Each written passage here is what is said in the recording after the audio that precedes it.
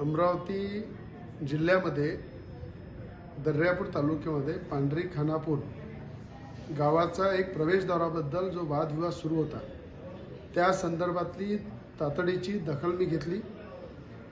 आमच्या जिल्ह्याचे अमरावती जिल्ह्याचे पालकमंत्री चंद्रकांत दादा यांच्या कानावर टाकलं आणि परवा ते आले होते 2 दिवसाआधी। तेव्हा जिल्हाधिकाऱ्यांकडे बैठक झाली। डॉक्टर राजेंद्र गवई सुद्धा होते, अनेक आंबेडकरी नेते होते, काही शिवभक्त होते।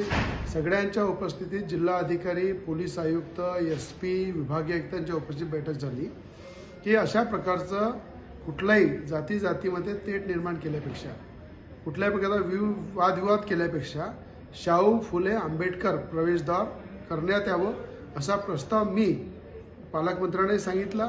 त्या ठिकाणी पालकमंत्र्यांनी पॉझिटिव्ह सगळ्यांना समजून सांगितलं आणि जो काही प्रवेशद्वाराला पैसा लागेल तो मी स्वतः द्यायला तयार आहे असं पालकमंत्री बोलले डेप्युटीच्या माध्यमातून।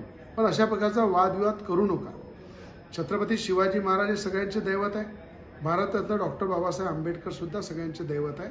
मला असं वाटते आज असा वादविवाद होऊ नये जे आज कृत्य घडलेलं आहे। मला असं वाटते सगळ्यांनी शांततेने घ्यावं आणि जो चांगला प्रकारे जिल्ह्याचे पालकमंत्री चंद्रकांतदादा पाटील आणि सगळ्यांच्या एकमताने शाहू फुले आंबेडकर प्रवेशद्वाराचा प्रस्ताव दिलेला आहे त्याला मान्यता देऊन दोन्ही बाजूच्या जनतेने शांत राहावं, आपल्या जिल्ह्याचं नाव खराब होऊ नये, एकोप्याने आपण राहावं, सगळे आपले परिवारच आहे आणि परिवारासारखं राहावं अशी मी सगळ्यांना हा जो विनंती करतो आणि शांततेचं अपील करतो। ABP माझा, उघडा डोळे बघा नीट।